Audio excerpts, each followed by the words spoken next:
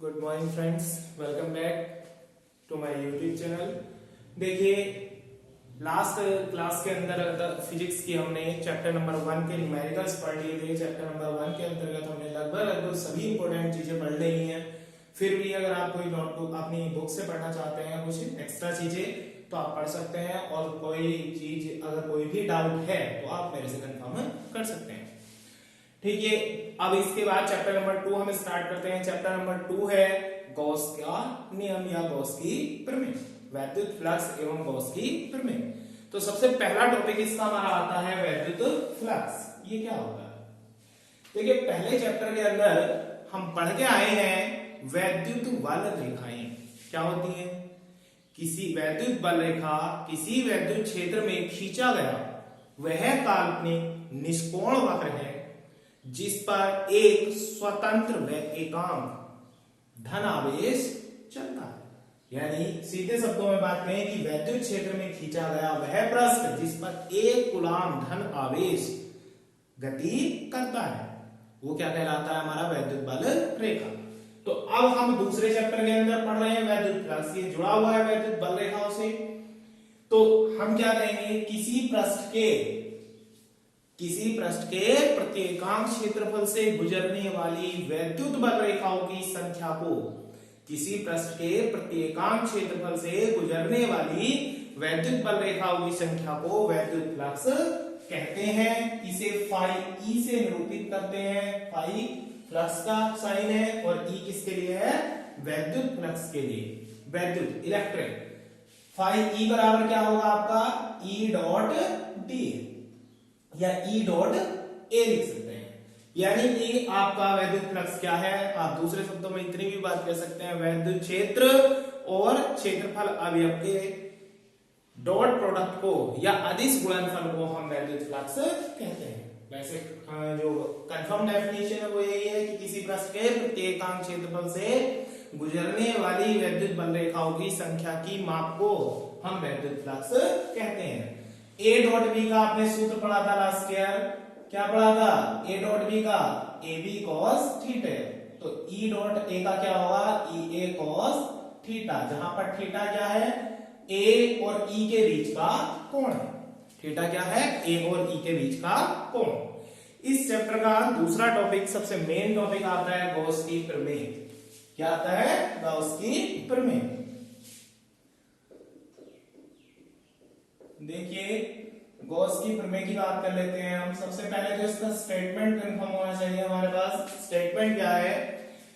इसके अनुसार किसी बंद पृष्ठ से होकर गुजरने वाला कुल वैद्युत फ्लक्स, इसके अनुसार किसी बंद पृष्ठ से होकर गुजरने वाला कुल वैद्युत फ्लक्स उस पृष्ठ द्वारा परिबद्ध आवेश का 1/ε0 गुना होता है। मान लिया ये कोई पृष्ठ है, कोई भी बंद आकृति है, कोई भी बंद पृष्ठ है जिस पर के केंद्र O या जिसके किसी बिंदु O पर प्लस Q आवेश रखा है। इसी तरह से लिखेंगे, माना कोई गॉसियन पृष्ठ है, इसे बोलते हैं, गॉस की प्रमेय में प्रयोग हुआ है, ये गॉस के नियमों का पालन करता है तो इसे बोलते हैं गॉसियन पृष्ठ। माना कोई गॉसियन पृष्ठ है जो जिसके बिंदु O पर प्लस Q आवेश रखा है। इस बिंदु O से स्मॉल r दूरी पर, इस बिंदु O से स्मॉल r दूरी पर एक बिंदु P है। इस बिंदु P पर एक बिंदु P है। इस बिंदु P के चारों ओर एक क्षेत्रफल अवयव ले लेते हैं। क्षेत्रफल अवयव का मतलब क्या है? देखिए, ये सुन लीजिए जरा थोड़ा सा।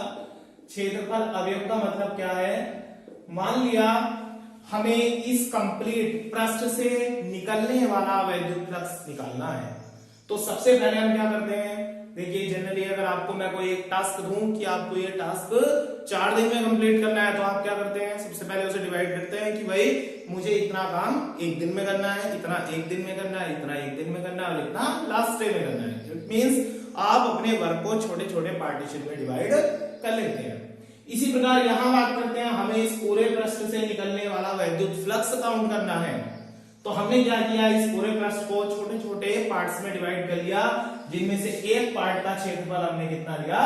dA, और कंप्लीट का क्षेत्रफल कितना है? A। हमने बिंदु P के चारों ओर एक क्षेत्रफल का अवयव यानी क्षेत्रफल अवयव का मतलब होता है क्षेत्रफल का छोटा सा भाग। इस D का मतलब होता है थोड़ा छोटा। तो हमने क्या करा, क्षेत्रफल अवयव DA लिया। तो आप क्या लिखेंगे, माना एक गॉसियन पृष्ठ है जिसके केंद्र O पर प्लस Q आवेश रखा गया है, इससे R दूरी पर एक बिंदु P है। बिंदु P पर वैद्युत क्षेत्र और क्षेत्रफल अवयव के बीच का कोण थीटा है। तब क्षेत्रफल अवयव DA से बाहर की ओर निकलने वाला दिष्ट वैद्युत फ्लक्स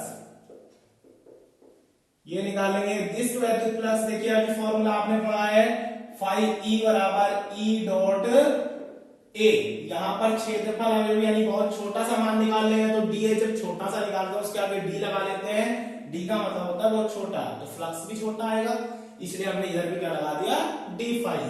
D फाई E बराबर आया E डॉट DA। इसका फॉर्मूला ओपन करेंगे, A डॉट B का फॉर्मूला था AB cos थीटा, तो E डॉट DA का होगा E DA cos थीटा। ये इक्वेशन फर्स्ट है। हमें निकालना इससे किसके लिए, पूरे पृष्ठ के लिए। तो जब भी देखिए पूरे पृष्ठ के लिए जब भी बात होगी तो आप पहले एक छोटे से पार्टीशन का निकालेंगे, फिर उसके ऊपर इंटीग्रेशन लगा देंगे तो कंप्लीट का आ जाएगा। क्लियर बात इतनी। तो आप पूरे पृष्ठ के लिए निकालेंगे, पूरे पृष्ठ से गुजरने वाला वैद्युत फ्लक्स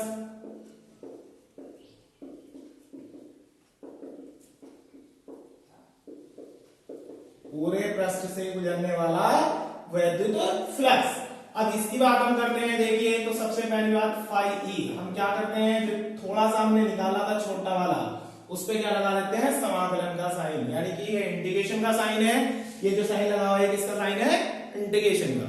अब हम यहाँ पर d फाई E की जो ऊपर वैल्यू कैलकुलेट की थी हमने उस वैल्यू को रखते हैं। ये आएगा हमारा d फाई E और ये आया आपका E DA cos थीटा। अब R दूरी पर स्थित किसी बिंदु पर वैद्युत क्षेत्र की तीव्रता का सूत्र पढ़ा था आपने, क्या था, क्योंकि E बराबर 1/4πε0 इंटू Q बटे R स्क्वायर। ये फॉर्मूला फर्स्ट चैप्टर में पढ़ चुके हैं हम।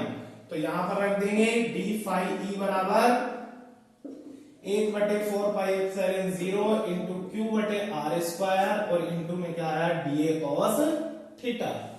अब देखिए ये जो है DA cos थीटा बटे R स्क्वायर, ये इतनी वैल्यू जो है ये है किसी पृष्ठ द्वारा उसके केंद्र पर आंतरिक कोण, यानी कि ये वाला कोण, और इसे बोलते हैं धन कोण। क्या बोलते हैं, धन कोण d ओमेगा या ओमेगा से रिप्रेजेंट करते हैं। तो यहां पर क्या आ जाएगा आपका 1/4πε0 और एक ये Q, ये तो बाहर आया, Q/4πε0 हो गया और अंदर बचा DA cos theta upon R square. तो इसकी जगह क्या रख देंगे हम, d ओमेगा, क्योंकि ये क्या है, आंतरिक धन कोण, और किसी भी बंद आकृति द्वारा आंतरिक धन कोण का मान होता है आपका 4 पाई। क्या होता है, 4 पाई। 4 पाई से 4 पाई कैंसिल होगा, फाई E बराबर आपका आएगा Q/ε0। इस प्रकार गॉस की प्रमेय यही होती है। मैंने आपको कथन स्टार्टिंग में भी बताया था, याद हो, कि किसी बंद पृष्ठ द्वारा कुल वैद्युत फ्लक्स या निर्गत कुल वैद्युत फ्लक्स उस पृष्ठ द्वारा परिबद्ध आवेश Q का 1/ε0 गुना होता है। फ्लक्स जो है आवेश Q का 1/ε0 गुना यानी Q/ε0। आपको पहले देखिए जब भी कोई प्रमेय प्रूफ करनी होगी तो पहले उसका स्टेटमेंट देंगे, उसके बाद उसका चित्र बनाएंगे, प्रूफ करेंगे और लास्ट में आप उसे मैच कर लेंगे कि आपने जो स्टेटमेंट दिया था क्या वही प्रूफ हुआ है। ठीक, इस प्रकार आपको एक गॉस की प्रमेय तैयार करनी है और लगभग 100% श्योर मानिए कि एग्जाम में आपके आती है, हर साल आती है, या तो इसका न्यूमेरिकल आता है या ये थ्योरी में आती है, डेरिवेशन में आती है। ठीक है, thank you, have a nice day.